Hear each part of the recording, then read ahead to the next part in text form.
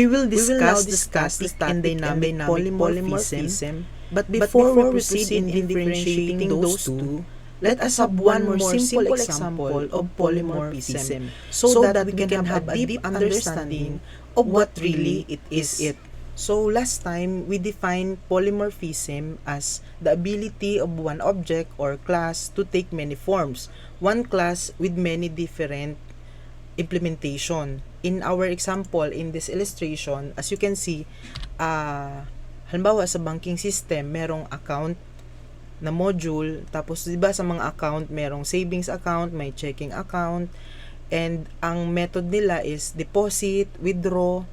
So, yung account is the parent class, and then yung child class is saving and checking account. So, si parent class na account, having some function na withdraw and deposit, no need for the child class doon sa savings and checking account na i-define mo pa yung deposit and withdraw. I-inherit na lang nila yung mga method na yon. In many instances, there is a change in the requirement specification. For example, si client nagpadagdag ng another functionality. So, magpapalit ka ngayon ng requirement specification, nagpalit siya. And that is so common sa software industry. In our illustration, dito sa example natin, meron na diba tayong ginawang savings and checking account na doon sa classes. And then, tapos na yun. Then, nagpadagdag si client ng privilege account. So, ang privilege account kasi is, pwede kang mag-withdraw ng higit pa dun sa balance mo, dun sa account mo. So, ang gagawin natin is, gagayahin lang natin yung ginawa doon sa savings and checking account na in-inherit yung account, yung parent class. But, since magkaiba yung withdraw nila, yun lang yung papalitan mo, yun lang yung babaguhin mo, kung ano yung specification na gusto ni client. Sa example natin, pwedeng mag-withdraw ng higit pa doon sa balance na meron si user. Yun yung privilege account. So, yun lang yung babaguhin mo, yung withdraw. Yung deposit, withdraw sa saving and checking account, hindi na siya papalitan, hindi na siya babaguhin. Yun yung advantage ni OOP. So, paano yung gagawin? So, halimbawa, si withdraw method is called in savings account. So, i-call niya lang yung withdraw method sa account sa parent class. Yun nga yung withdraw. And then, pagdating naman kay privilege account, i-call niya yung withdraw method, but i-customize niya yun, i-override niya yun, depende dun sa gusto niya, depende dun sa kailangan niya. Diyan sa example natin, ang gusto niya is, pwedeng makapag-withdraw ng higher dun sa balance.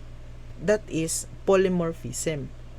So now that we have understand the polymorphism, let us differentiate the static and dynamic polymorphism. In terms, the synonyms of static is early or static binding, and dynamic is late or dynamic binding. In occurrence, static occurs at compile time and dynamic is occurs at runtime. What is compile time and runtime? Compile time is the time at which the source code is converted into an executable code. So, yung source code is kino-convert siya, tinatranslate siya into a machine code for the computer to understand. While the runtime is the time at which the executable code is started running. Yung executable ay niraran mo na siya. Doon nag-o-occur yung dynamic polymorphism. And the compile time is yung compiler prevents the code pag may error. Hindi niya i-execute kapag may na-detect siyang error dun sa code, sa program.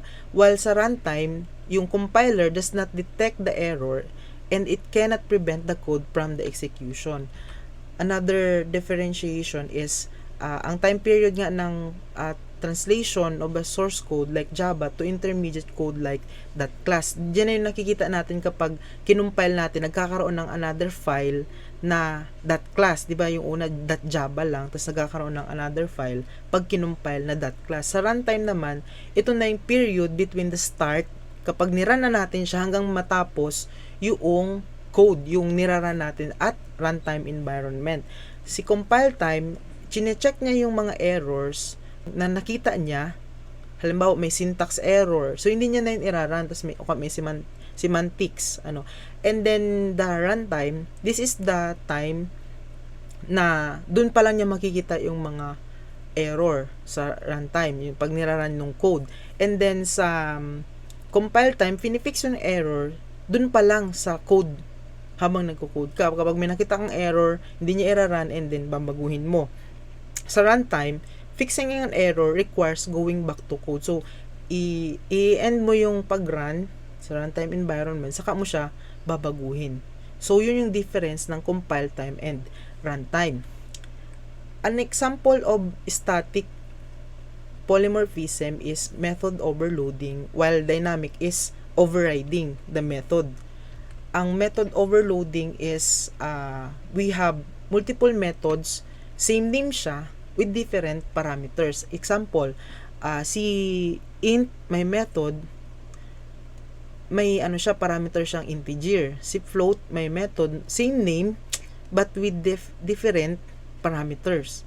Tapos si double, may method, different parameter din siya, may dalawa siyang double. So, yan yung tinatawag na method overloading. Ino-overload mo yung mga parameter na meron siya dati. So, yun na yung pwedeng magamit na yun. Same name, ang i-reference nila, depende dun sa nilagay na parameter. So, pag kinol mo siya, halimbawa, ang meron is may method, tapos integer yung pinapasa, ang i-reference niya is yung may method int x.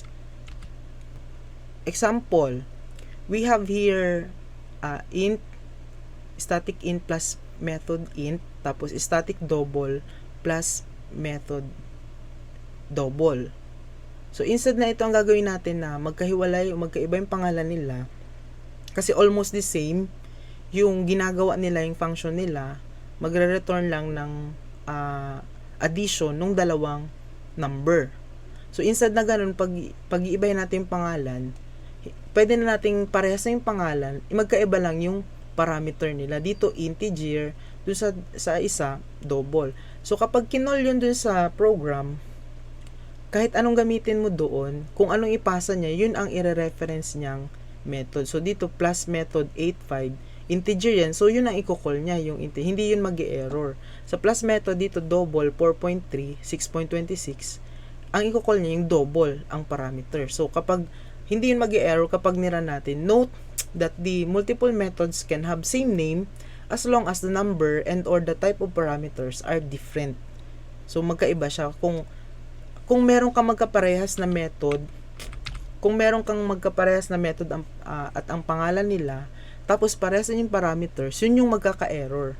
Meron ka pang another plus method int, tapos parehas lang na ang parameter ay dalawang integer, yun ang magkakaroon ng error. Ang method overriding naman is declaring a method in the subclass which already exists in the parent class.